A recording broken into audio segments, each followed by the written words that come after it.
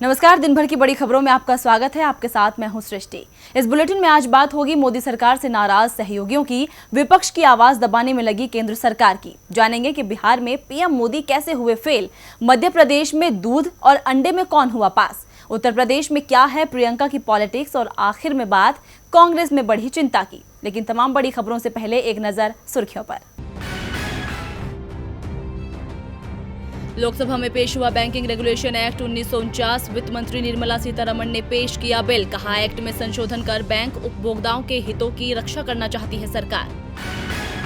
बिहार में एनडीए में शुरू हुई डैमेज कंट्रोल की कवायद। नरम पड़े जीतन राम मांझी के सुर। मांझी ने चिराग पासवान को बताया बेटा, रामविलास पासवान को बताया सबसे बड़ा दलित नेता। महाराष्ट्र के पूर्व सीएम देवेंद्र फडणवीस ने की प्याज के निर्यात पर लगे बैन को हटाने की मांग। वाणिज्य मंत्री पीयूष गोयल को लिखा पत्र। शरद पवार भी कर चुके हैं बैन हटाने की मांग। स्वास्थ्य मुसीबत का टैक्स कलेक्शन पर भी दिख सकता है बड़ा असर। पहली छमाही में डायरेक्ट टैक्स कलेक्शन में 22% तक की आ सकती है कमी। दिल्ली, मुंबई, कोलकाता, चेन्नई सहित अधिकांश बड़े शहरों में टैक्स कलेक्शन में देखी जा रही है गिरावट। और हफ्ते के तीसरे कारोबारी दिन बढ़त के साथ बंद हुआ शेयर बाजार। सेंसेक्स 258 अंकों की बढ़त के साथ 39,032 पर बंद हुआ। निफ्टी 82 अंक की बढ़त के साथ 11,604 पर बंद हुआ। सुर्खियों के बाद अब बात आज की सबसे बड़ी खबर की। मोदी सरकार विपक्ष की नहीं सुनती और मनमानी करती है, ये आरोप तो विपक्ष अब तक लगाता रहा है। लेकिन अब सरकार के सहयोगियों ने ही उसे घेरना शुरू कर दिया है, वो भी इसलिए क्योंकि सरकार में रहते हुए भी उनकी नहीं सुनी जा रही है। एनडीए गठबंधन का हिस्सा अकाली दल ने लोकसभा में सरकार के विधेयक का विरोध किया। वहां जेडीयू ने भी सरकार को नसीहत दी। इसी मुद्दे पर आज हमारे साथ चर्चा के लिए मौजूद हैं राजीव जी। राजीव जी, बहुत बहुत स्वागत है आपका। लेकिन चर्चा शुरू करने से पहले ये रिपोर्ट देखिए। संसद सत्र में सरकार की मनमानी दिख रही है। विपक्ष से पहले सवाल पूछने का अधिकार छीना तो अब सहयोगियों के विरोध को भी अनसुना कर रही है सरकार। सरकार को विपक्ष के सवालों की चिंता नहीं है और ना ही उनके विरोध की। इसलिए विपक्ष के तमाम विरोध के बावजूद सरकार आवश्यक वस्तु संशोधन विधेयक लोकसभा में लेकर आई और बहुमत की ताकत पर उसे पास भी करा लिया। विपक्ष की तरफ से इस विधेयक का विरोध किया गया, लेकिन सरकार ने इसकी चिंता नहीं की। लेकिन विपक्ष की आवाज में सरकार के सहयोगी शिरोमणि अकाली दल ने भी अपनी आवाज मिला दी। अकाली दल के नेता सुखबीर सिंह बादल ने कहा कि इस कानून को लेकर किसानों, आढ़तियों और व्यापारियों के बीच बहुत आशंकाएं हैं। सरकार को इस विधेयक और अध्यादेश को वापस लेना चाहिए। वैसे हम ये बता दें, सुखबीर सिंह बादल की पत्नी हरसिमरत कौर बादल केंद्र सरकार में मंत्री हैं और उनके पास विभाग भी खाद्य प्रसंस्करण है और ये विभाग जिन चीजों की निगरानी करता है वो सभी उत्पाद आवश्यक वस्तु अधिनियम के तहत आते हैं। वहीं जेडीयू की तरफ से कहा गया है कि इस विधेयक में जमाखोरी बढ़ सकती है, इसलिए सरकार को इसके लिए सख्त उपाय करना चाहिए। जेडीयू की मजबूरी ये है कि बिहार में जल्द ही विधानसभा चुनाव होना है और जेडीयू को बीजेपी के साथ ही चुनाव लड़ना है, इसलिए जेडीयू ने सरकार के खिलाफ वोट नहीं किया। लेकिन विपक्ष की ऐसी कोई मजबूरी नहीं थी। पूरे विपक्ष ने सरकार के इस बिल का विरोध किया। कांग्रेस नेता अधीर रंजन चौधरी ने कहा कि इस विधेयक के सहारे सरकार ने जमाखोरों को आत्मनिर्भर करने का प्रबंध किया है, क्योंकि इससे खाद्य उत्पादों की जमाखोरी को कानूनी मान्यता मिल जाएगी। दूसरी ओर सरकार ने विपक्ष की चिंताओं को गैर जरूरी बताया। खाद्य व सार्वजनिक वितरण राज्य मंत्री राव साहेब दानवे ने दावा किया, इस विधेयक से कृषि क्षेत्र में सप्लाई चेन को मजबूत बनाया जा सकेगा।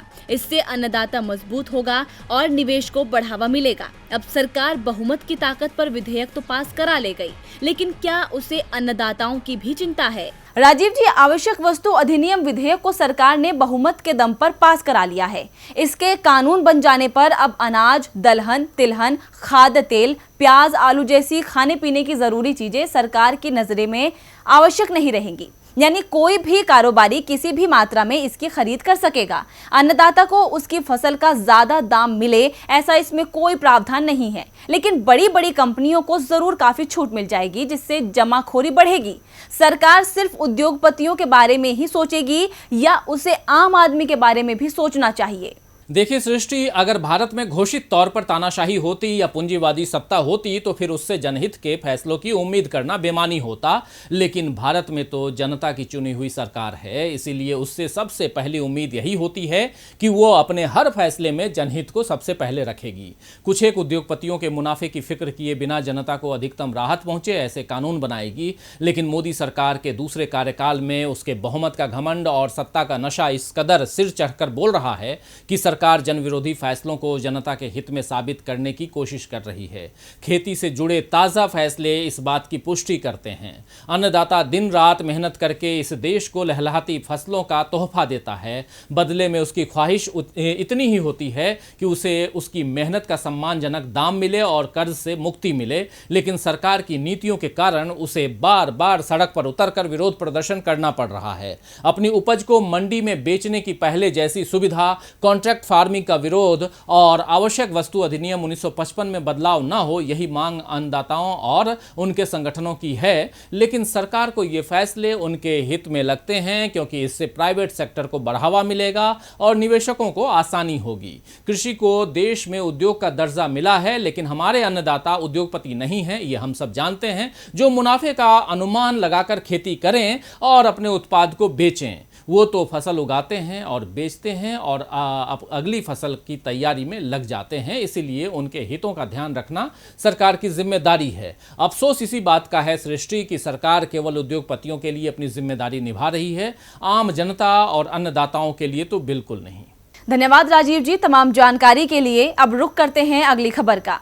मोदी सरकार ने संसद का मॉनसून सत्र तो बुला लिया, लेकिन विपक्ष के सवाल पूछने के अधिकार को छीन लिया। इसे लेकर समूचा विपक्ष मोदी सरकार की घेराबंदी कर रहा है। आज कांग्रेस नेता पी चिदंबरम भी सरकार पर जमकर बरसे हैं। चिदंबरम ने ठीक उसी अंदाज में सरकार को घेरा जैसे लोकसभा में नेता विपक्ष ने उसे खरी खोटी सुनाई थी। मोदी सरकार पर अक्सर आरोप लगते हैं कि वो विपक्ष की आवाज को खामोश करती है, और जब सरकार ने संसद के मॉनसून सत्र में प्रश्नकाल को खत्म कर यही करने की कोशिश की तो विपक्ष के तेवर और आक्रामक हो गए। तमाम दलों ने सवाल उठाया कि जब जनता के मुद्दे पर बात ही नहीं करनी तो सत्र का फायदा क्या। सरकार के केवल अपने विधेयकों को अमली जामा पहनाने के लिए सत्र बुला रही है। इन्हीं सवालों के साथ पूर्व वित्त मंत्री और कांग्रेस के वरिष्ठ नेता ने मोदी सरकार को घेरा है। उन्होंने कहा है कि भारत एक ऐसा अनूठा संसदीय लोकतंत्र है जहां कोई प्रश्न नहीं पूछा जाता और न ही कोई बहस की जाती है। कांग्रेस नेता ने सिलसिलेवार ट्वीट में कहा कि आज भारत एक ऐसा अनूठा देश है जहां लंबी दूरी करके अपने घरों को जाने वाले प्रवासियों के जान गंवाने का कोई आंकड़ा उपलब्ध नहीं है, और जब विपक्ष जवाब मांगता है तो सवाल पूछने के अधिकार को ही खत्म कर दिया जाता है। चिदंबरम ने ये घेराबंदी लद्दाख में जारी गतिरोध के मुद्दे पर लोकसभा में पार्टी को नहीं बोलने देने के बाद की है। इसके पहले भी कई नेता प्रश्नकाल को लेकर मोदी सरकार पर प्रश्न चिन्ह लगा चुके हैं। लोकसभा में कांग्रेस के नेता अधीर रंजन चौधरी ने कहा कि प्रश्नकाल स्वर्णिम समय है, लेकिन आप कहते हैं कि परिस्थितियों के कारण इसे आयोजित नहीं किया जा सकता। आप कार्रवाई का संचालन करते हैं लेकिन प्रश्नकाल को समाप्त कर देते हैं। आप लोकतंत्र का गला घोटने की कोशिश कर रहे हैं। वहीं इसके जवाब में संसदीय कार्य मंत्री प्रहलाद जोशी ने कहा था कि ये असाधारण परिस्थिति है जब सभाएं एक दिन के लिए भी नहीं हो सकती। हम करीब 800 से 850 सांसद यहाँ उपस्थित हैं। सरकार से सवाल पूछने के कई तरीके हैं। अब भले ही सरकार ये कह रही है कि हम सवालों के लिए तैयार हैं, लेकिन उसकी कारगुजारियों से तो यही लगता है कि वो विपक्ष को शांत करवा के अपनी नीतियों को अंजाम तक पहुँचाना चाहती है। ऐसे में सवाल तो उठना लाजमी है कि लोकतंत्र में क्यों छीना जा रहा है विपक्ष से सवाल पूछने का अधिकार। संसद में सरकार भले ही विपक्ष की आवाज सुनने को तैयार नहीं है, लेकिन बिहार में विपक्ष अपनी आवाज जोरदार तरीके से उठा रहा है। सरकार चाहकर भी विपक्ष की आवाज दबा नहीं पा रही है। बिहार चुनाव को लेकर विपक्ष ने प्रचार का ऐसा नायाब तरीका ढूंढा है जो मोदी से लेकर नीतीश की ट्रिक को फेल कर सकता है। अब बिहार चुनाव को लेकर सड़कों पर हर तरफ तेजस्वी के नाम की ही धूम है। तो आरजेडी ने कैसे हर घर मोदी को मात देने के लिए हर घर तेजस्वी का चलाया अभियान, इस रिपोर्ट में देखिए। अगर आपको पटना में वीरचंद पटेल पथ पर राजनीतिक दलों के टैग लगे टोपी, मास्क और टी शर्ट बेचते लोग मिले तो चौंकिएगा मत। ये समझ जाइएगा कि यहाँ चुनाव की दस्तक हो चुकी है। सड़क किनारे टी शर्ट पर नेता प्रतिपक्ष तेजस्वी यादव की तस्वीर, उनके बड़े भाई तेज प्रताप यादव की तस्वीर, आरजेडी का चुनाव चिन्ह लालटेन, जन अधिकार पार्टी के मास्क आदि की खूब डिमांड है। जी हाँ, बिहार चुनाव के मद्देनजर आरजेडी ने तेजस्वी को ब्रांड बना दिया है। आरजेडी दफ्तर के ठीक सामने स्टॉल लगाकर तेजस्वी के नाम के टी शर्ट बेचे जा रहे हैं, जिस पर लिखा है तेज रफ्तार तेजस्वी सरकार। इन टी शर्ट्स की बाजार में खूब मांग भी है। वहीं आरजेडी प्रवक्ता मृत्युंजय तिवारी ने कहा कि हमारे कार्यकर्ताओं में बहुत उत्साह है, जिसका ये नतीजा है। बिहार की बदहाली दूर करने के लिए युवाओं में जो जोश है वो उसे प्रकट कर रहे हैं। वहीं दूसरे आरजेडी नेता ने कहा कि तेजस्वी की तस्वीर लोगों के मन में बसी है, वो उन्हें ही अपना नेता मानते हैं, इसलिए उनके नाम की टी शर्ट खरीद रहे हैं। आरजेडी का ये अनोखा प्रचार गांव-गांव तक पार्टी की पहुंच बढ़ा रहा है। ऐसे में बिहार में अक्टूबर-नवंबर में होने वाले चुनाव में इसका लाभ भी मिल सकता है। इसको लेकर पार्टियां कमर कस चुकी हैं। अब वो दिन दूर नहीं जब सभी नुक्कड़ चौराहों पर अलग-अलग पार्टियों के कार्यकर्ता कभी टोपी, कभी टी शर्ट तो कभी मास्क पहने अपनी पार्टी का प्रचार करते दिखेंगे। बिहार में चुनाव कैसे जीता जाए, तमाम दल इसी की जुगत लगा रहे हैं। जनता के सामने दो मजबूत विकल्प हैं, एनडीए और महागठबंधन। वैसे मध्य प्रदेश में 27 सीटों पर विधानसभा का उपचुनाव होना है, लेकिन चुनाव से पहले सीएम शिवराज के सामने दूसरा चुनाव आ गया है। उन्हें अंडा और दूध में से एक को चुनना था। उनकी मंत्री अंडे के पक्ष में थी, लेकिन बीजेपी विरोध कर रही थी। तो क्या फैसला किया शिवराज ने, इस रिपोर्ट में देखिए। दूध ज्यादा पौष्टिक होता है या अंडा?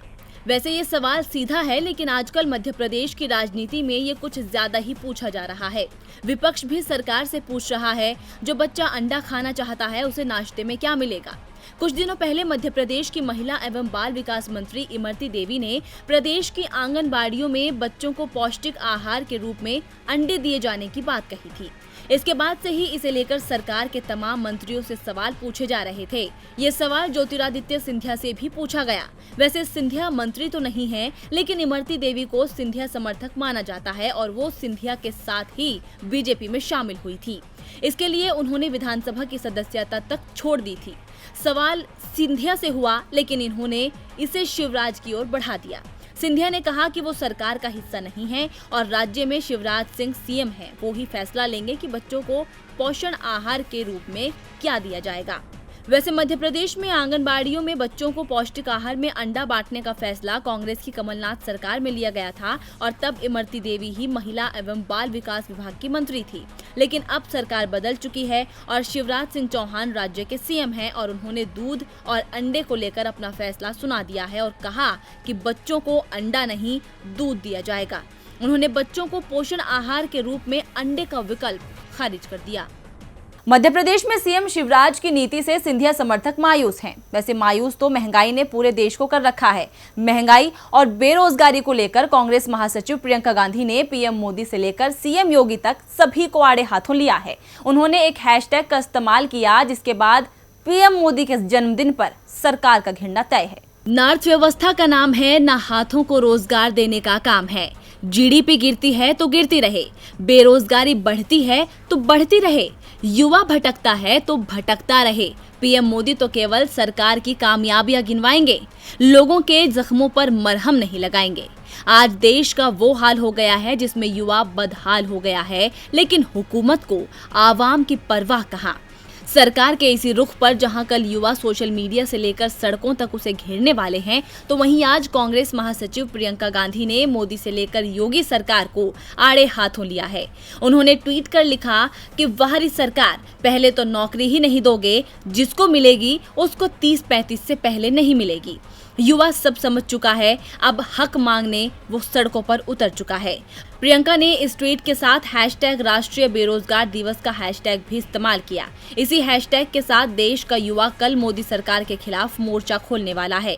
गुरुवार को युवा पीएम मोदी के जन्मदिन को बेरोजगारी दिवस के रूप में मनाएंगे। उठो युवाओं, ललकार दो, कहो सरकार से रोजगार दो के नारे के साथ युवा मोदी सरकार से काम मांगेंगे। दरअसल देश भर में बढ़ रही बेरोजगारी और अधूरी सरकारी नौकरियों की भर्ती पूरी करने जैसे कई मुद्दों पर नौजवानों ने पिछले कुछ दिनों से सोशल मीडिया पर केंद्र की मोदी सरकार के खिलाफ मुहिम छेड़ रखी है। सबसे पहले 5 सितंबर को शाम 5 बजे 5 मिनट तक ताली और थाली बजाकर नौजवानों ने एकजुटता दिखाई थी। इसके बाद 9 सितंबर को रात 9 बजे देश भर के कोने कोने से छात्र छात्राओं ने 9 मिनट तक दिया मोमबत्ती जलाकर विरोध प्रदर्शन किया था। युवाओं की इसी आवाज को विपक्ष भी उठा रहा है। कांग्रेस सांसद राहुल गांधी से लेकर प्रियंका गांधी तक सरकार से रोजगार देने की मांग कर रहे हैं। यानी कल एक तरफ जश्न होगा और एक तरफ गुस्सा। बीजेपी नारा लगाएगी, युवा गुस्सा दिखाएंगे। बीजेपी की मुश्किलें पश्चिम बंगाल में भी बढ़ रही है। यहां अगले साल चुनाव होने वाले हैं और पश्चिम बंगाल के सीएम ममता बनर्जी बीजेपी को कोई भी मौका देने को तैयार नहीं है। ममता के हिंदुत्व कार्ड को लेकर परेशान बीजेपी एक कार्यक्रम करने जा रही थी, लेकिन ममता सरकार ने महामारी का हवाला देकर उस पर रोक लगा दी है। इसे लेकर ही सियासत में घमासान छिड़ा है। पश्चिम बंगाल की सियासत में हिंदुत्व का मुद्दा इस कदर हावी हो रहा है कि टीएमसी से लेकर बीजेपी तक इसे अपना हथियार बना रहे हैं। जब से ममता सरकार ने ब्राह्मणों को घर और 1000 रुपए देने का ऐलान किया है, तब से बीजेपी में खलबली मची है। विपक्षी पार्टी हिंदुत्व की हवा को ममता की ओर बहते नहीं देख सकती, इसीलिए उसने भी नया दांव खेल दिया। कोलकाता में बीजेपी तर्पण कार्यक्रम का आयोजन करने की तैयारी कर रही है, लेकिन सरकार ने इसकी इजाजत देने से इनकार कर दिया। ये कार्यक्रम बीजेपी महासचिव कैलाश विजयवर्गीय और अन्य नेताओं की अगुवाई में होने वाला है। इस कार्यक्रम को सरकार की ओर से हरी झंडी नहीं दिखाई गई है। इसे लेकर ही बीजेपी टीएमसी पर भड़क उठी है। बीजेपी प्रदेश अध्यक्ष दिलीप घोष ने कहा कि प्रदेश में कोई कानून व्यवस्था नहीं है। हमारे नेता अपनी जान गंवा रहे हैं, उनके लिए हम तर्पण कार्यक्रम करना चाहते हैं, लेकिन सरकार ने इसकी इजाजत नहीं दी है। वहीं कैलाश विजयवर्गीय ने सीधे सीएम ममता बनर्जी पर बरसते हुए कहा कि भय, गुंडागर्दी, अराजकता जब किसी राजनीतिक दल की कार्यशैली का अधिकृत अंग हो जाए तो समझ लीजिए उसका अंत निकट है। उसका जनता के बीच जाने का साहस खत्म हो गया है। वो जनता को डराकर उन्हें दूर भगाना चाहती है। बंगाल का बच्चा बच्चा बोल रहा है, ममता शासन डोल रहा है। बीजेपी महासचिव कैलाश विजयवर्गीय ने भले ही ममता सरकार की विदाई की भविष्यवाणी कर दी हो, लेकिन हकीकत को अगर देखें तो टीएमसी अपनी सरकार को बचाने के लिए पूरा जोर लगा रही है। वो हिंदुत्व से लेकर मुस्लिम कार्ड खेल रही है, यानी धर्म जाति की सियासत को मात देने के लिए ममता तैयार है। अब देखना दिलचस्प होगा कि ममता के महाप्लान के आगे बीजेपी टिक पाती है या नहीं। और बुलेटिन के आखिर में बात कांग्रेस की बड़ी परेशानी की। राजस्थान कांग्रेस में कलह को शांत कराने की बार बार कोशिश की जा रही है, लेकिन चिट्ठियों ने सीएम गहलोत की चिंता बढ़ा रखी है। एक और कांग्रेस विधायक ने उन्हें पत्र लिखा है और मांग कर दी है, जिसका असर पूरी सरकार पर होगा। तो चिट्ठी में क्या है चिंता की बात, देखिए इस रिपोर्ट में। कांग्रेस में शुरू हुआ चिट्ठियों का सिलसिला खत्म होने का नाम नहीं ले रहा है। पहले पार्टी के 23 दिग्गज नेताओं ने आला कमान को खत लिखा। इसके बाद ये सिलसिला राजस्थान में भी शुरू हो गया, जहां सचिन पायलट सीएम अशोक गहलोत को पत्र ही लिख रहे हैं। वहीं अब एक और विधायक ने मोर्चा खोल दिया है। पूर्व मंत्री और कोटा के सांगोद से कांग्रेस विधायक भरत सिंह ने सीएम गहलोत को पत्र लिखा है। उन्होंने कहा कि समाचार पत्रों में पढ़ा है कि आपने प्रभारी मंत्रियों के जिलों में फेरबदल किया है। इसका कितना लाभ होगा उसे परखने में समय लगेगा। आवश्यकता तो ये है कि आपके मंत्रिमंडल में शामिल भ्रष्ट मंत्री को जनता में संदेश भिजवाने के लिए कृपया बर्खास्त करें। एक बार पहले मुख्यमंत्री रहते हुए आप उन्हें हटा चुके हैं। ये मंत्री जमकर जनता के पैसे लूटते हैं। इनका नाम लिखना आवश्यक नहीं समझता हूँ। गंदगी की बदबू नजदीक के लोगों को ज्यादा दुर्गंध देती है। सत्तारूढ़ पार्टी के विधायक के पत्र की भाषा समूची कांग्रेस के लिए परेशान करने वाली है, क्योंकि उन्होंने अपनी ही सरकार के एक मंत्री पर बेहद ही गंभीर आरोप लगाए हैं। जानकारों की माने तो उनकी नाराजगी खान और गोपालन मंत्री प्रमोद जैन भाया से है, जो उनके ही जिले से आते हैं। वैसे इससे पहले मंत्रिमंडल से हटाए गए उप मुख्यमंत्री सचिन पायलट ने भी अचानक इसी तरह का एक पत्र लिखकर पिछले हफ्ते ही सरकार के कामकाज पर सवाल उठाए थे। सचिन के पत्र से उनकी नाराजगी भी साफ जाहिर हो रही थी, क्योंकि पत्र के ऊपर सम्मान सूचक अशोक स्तंभ तो बना हुआ था, लेकिन बाकी के खाली पन्नों पर उनके टोंक से विधायक होने या पूर्व उप मुख्यमंत्री होने जैसा कोई शब्द नहीं लिखा हुआ था। यहां तक कि सचिन पायलट और उनके साथ बर्खास्त हुए मंत्री रमेश मीणा के सोशल मीडिया अकाउंट ट्विटर पर भी अशोक गहलोत सरकार में शामिल होने के दौरान उन्हें मिले पद का कोई उल्लेख नहीं है। 2 बार सांसद, 1 बार केंद्रीय मंत्री, 7 साल तक राजस्थान कांग्रेस के अध्यक्ष और उप मुख्यमंत्री, वैसे बड़े पदों का अनुभव होने के बावजूद भी सचिन पायलट ने अपने सोशल मीडिया अकाउंट पर केवल पूर्व केंद्रीय मंत्री के साथ टोंक विधायक ही लिख रखा है, जबकि रमेश मीणा ने पूर्व मंत्री की बजाय सपोट्रा विधायक ही लिखा है। सचिन पायलट ने सीएम अशोक गहलोत के नाम पत्र लिखकर अति पिछड़ा वर्ग को 5% आरक्षण देने को लेकर ये पत्र लिखकर सरकार से अपना वादा पूरा करने की मांग की थी। उनकी इस मांग पर सीएम की तरफ से अभी तक कोई जवाब नहीं आया है और अब एक और पत्र का जवाब उन्हें देना है। ऐसे में देखना होगा कि वो चिट्ठी से बढ़ी चिंता को कैसे दूर करते हैं। तो फिलहाल दिन भर की बड़ी खबरों में इतना ही। देखते रहिए DB लाइव। नमस्कार।